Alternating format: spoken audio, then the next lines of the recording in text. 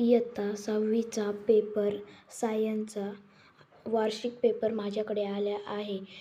आता प्रश्न उत्तर याचं घेऊ. Part 1 oral and practice. ही तुमच्या प्रॅक्टिकल येणार आहे तुम्हाला बोलण्यासाठी. आपण डायरेक्ट आता दुसरा प्रश्न घेऊ रिटर्नचा. Question number 3.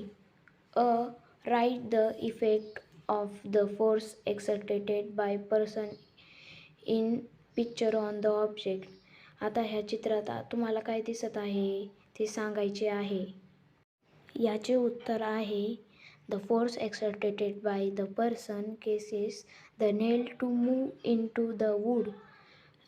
कोणता फोर्स लागत आहे याला? पहिला फोर्स मस्क्युलर फोर्स, दुसरा फोर्स मेकॅनिकल फोर्स, तिसरा फोर्स ग्रॅव्हिटेशनल फोर्स आणि चौथा फोर्स फ्रिक्शनल फोर्स आणि पाचवा फोर्स कंबाईंड फोर्स लागत आहे. एवढे 5 फोर्स लागत आहेत.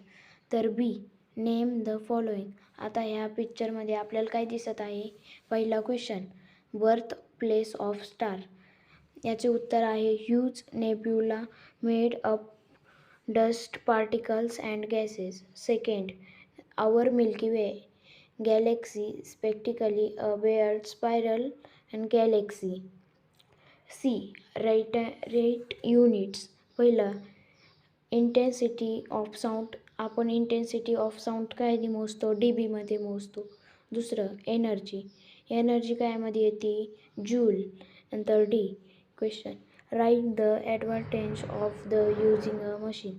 याचे उत्तर आहे सेव्हिंग टाईम बरोबर दे complete task machine faster than manual labour. Recording the effort. They allow us perform heavy tasks with minimal physical force. आता क्वेश्चन नंबर 4. Which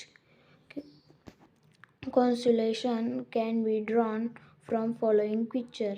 याचे उत्तर आहे कॉन्सोल्युशन बरोबर the proves that light travels in straight line. The property is known as the rectangular propagation of sound. याचे उत्तर आहे B question fill in the blanks. पहिल्या याचा Venus is the brightest planet in the solar system. Second the motion of an aeroplane of runway before take off is बरोबर uniform.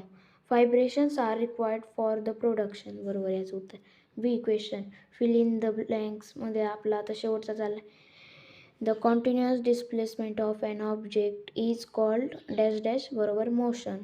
C write 2 examples. Conventional energy resources, coal and natural gas. आता second question non magnetic materials, plastic and woods.